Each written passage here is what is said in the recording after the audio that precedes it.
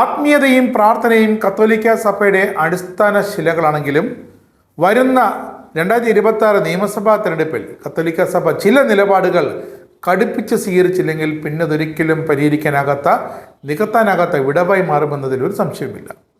പാമ്പിനെ പോലെ ബുദ്ധിയുള്ളവരും പ്രാവിനെ പോലെ നിഷ്കളങ്കരുമായിരിക്കുമെന്ന ബൈബിൾ വാക്യം രാഷ്ട്രീയ തന്ത്രങ്ങൾ മെനയുന്നതിലും സഭയ്ക്ക് മെത്രാന്മാർക്ക് നേതൃത്വത്തിനൊക്കെ മാതൃകയാക്കാം. സമുദായത്തിൻ്റെ താല്പര്യങ്ങൾ സംരക്ഷിക്കുന്നതിന് സഭയ്ക്ക് പ്രായോഗികവും തന്ത്രപരവുമായ ചില കാര്യങ്ങൾ സ്വീകരിക്കാവുന്നതാണ്. സഭാ നേതൃത്വത്തിന് വേണ്ടത് ഒരു ആക്ഷൻ പ്ലാൻ തന്നെയാണ്. Issue based politics.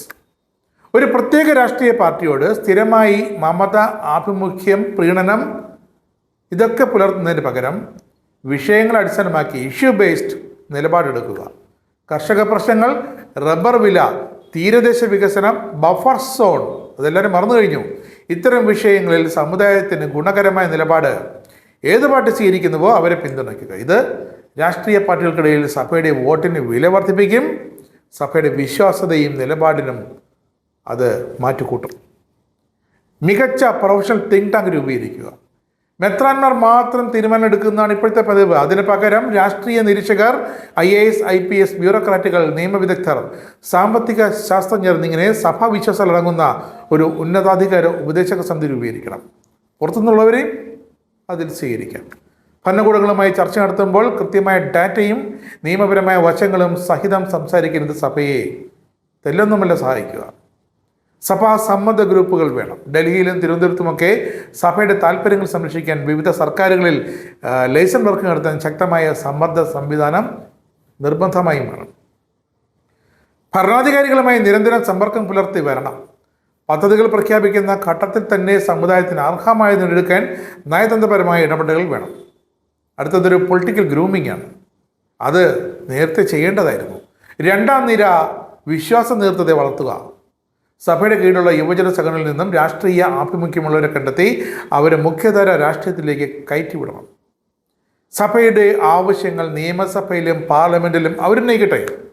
അങ്ങനെ സമുദായത്തിൽ നിന്നും ശക്തരായ ഈ രണ്ടാം നിര രാഷ്ട്രീയ നേതാക്കൾ ഒന്നാം നിര നേതാക്കളായി മാറേണ്ടത് അനിവാര്യമാണ്.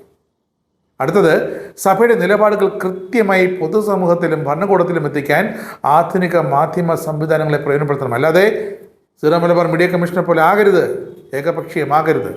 വസ്തുതകൾ നിരത്തി സമുദായം നേരിടുന്ന വിവേചനങ്ങൾ പൊതു ചർച്ചയാക്കി മാറ്റാൻ സഭയുടെ മാധ്യമ വിഭാഗം കൂടുതൽ പ്രൊയാക്റ്റീവ് ആകണം. സമുദായങ്ങൾ തമ്മിലുള്ള ഐക്യം സമാനമായ പ്രശ്നങ്ങൾ നേരിടുന്ന മറ്റു സമുദായങ്ങളുമായി ചേർന്ന് ചർച്ച ചെയ്യണം. ഇവരുമായി ഒത്തുചേർന്ന് അവകാശങ്ങൾക്കായി പോരാടുക. പിന്നോക്ക സമുദായങ്ങളാണ് ഈ ഉദ്ദേശിച്ചത്. ഇത് സഭയുടെ ഒറ്റപ്പെട്ട ശബ്ദത്തെ ഒരു വലിയ ജനവിഭാഗത്തിൻ്റെ ശബ്ദമായി മാറാൻ സാധിക്കും.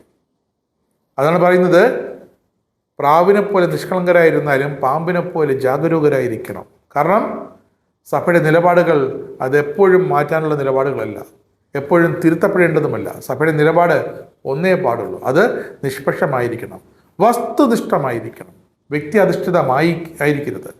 പിന്നെ സഭയ്ക്ക് വേണ്ടി സംസാരിക്കാനും ഓരോ രാഷ്ട്രീയ പാർട്ടിയിലും ആളുകൾ വേണം, രാഷ്ട്രീയ നേതാക്കൾ വേണം. എന്നാൽ മാത്രമേ സഭാവിശ്വാസികൾക്ക്, സഭാ മക്കൾക്ക് അവർക്ക് ഹിതകരമായ അവകാശങ്ങൾ ഹിതകരമായ രീതിയിൽ തന്നെ നടപ്പാക്കി ലഭിക്കുകയുള്ളൂ എന്ന് നേതൃത്വം ഓർക്കണം.